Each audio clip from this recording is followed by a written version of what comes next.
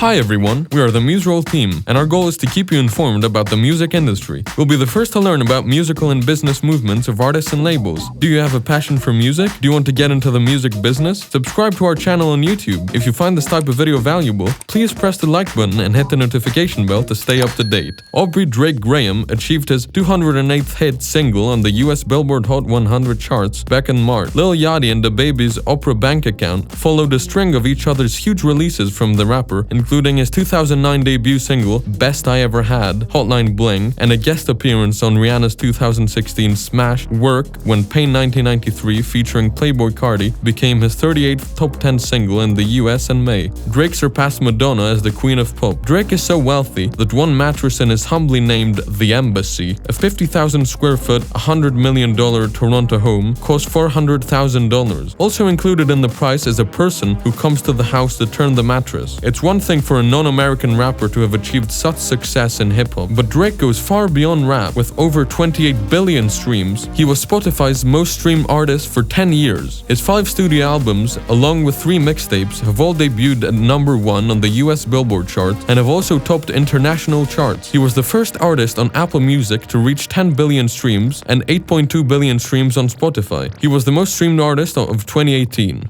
Drake is almost certainly going to break more records in 2020 with a new mixtape and an upcoming album due this summer. The every person effect applies to Drake. Nobody could have predicted how successful Drake would become given his humble beginnings as a child actor from Toronto, neither of which are essential ingredients for rap glory. Aside from the marginally successful British rapper Slick Rick in the 1980s, there hasn't been a non-US rapper to truly break not just the American hip-hop market, but the global one until his mainstream debut in 2009. The son of a Jewish-Canadian teacher and an African-American drummer, rap isn't known for having a ton of black or biracial Jewish rhymers. Drake didn't come from a particularly social, challenging environment, but his family was not particularly wealthy. Like some of his peers, he didn't have a shaky past filled with criminal activity to draw from. He didn't have a strong sense of politics or social issues, and he wasn't a verbose lyricist like, say, Eminem. Despite these things, or perhaps precisely because of them, he attracted attention with relative ease.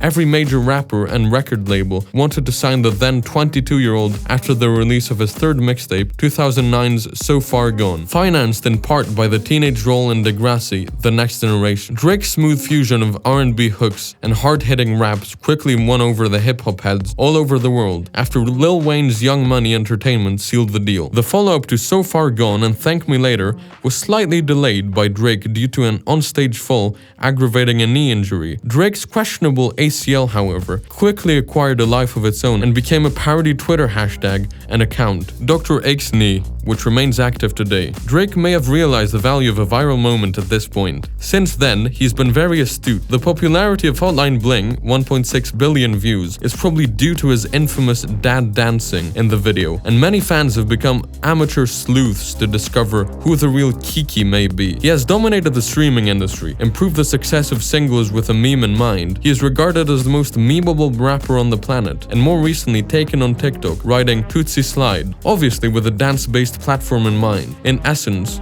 @Champagne Papi is aware that going viral is winning big online. Drake is well versed in the streaming industry. While there were fears that platforms like Spotify would decimate the industry, Drake has figured out how to play it perfectly. The more songs you have, the more streams you will have. The more streams there are, the more chart positions there are. The more #1s you have, the more attention and acclaim you will receive, as well as the higher your fee for touring and collaboration climbs. Every time he released a new album, you can expect to hear the majority, if not all of it, on the top 40. He can be found on any of his famous friends' hits when he isn't releasing his own record. Drake is so adept at streaming that in 2017, he decided to release a quote-unquote playlist rather than an album. That concept didn't take off, but More Life was so successful that it broke previous records set by, well, Drake. More Life was played 89.9 million times in 24 hours on its first day of release, according to Apple Music. He was also one of the first to venture into the gaming world, breaking more records by collaborating with platform Twitch, with over 500,000 people tuning in to watch Drake play Fortnite in 2018.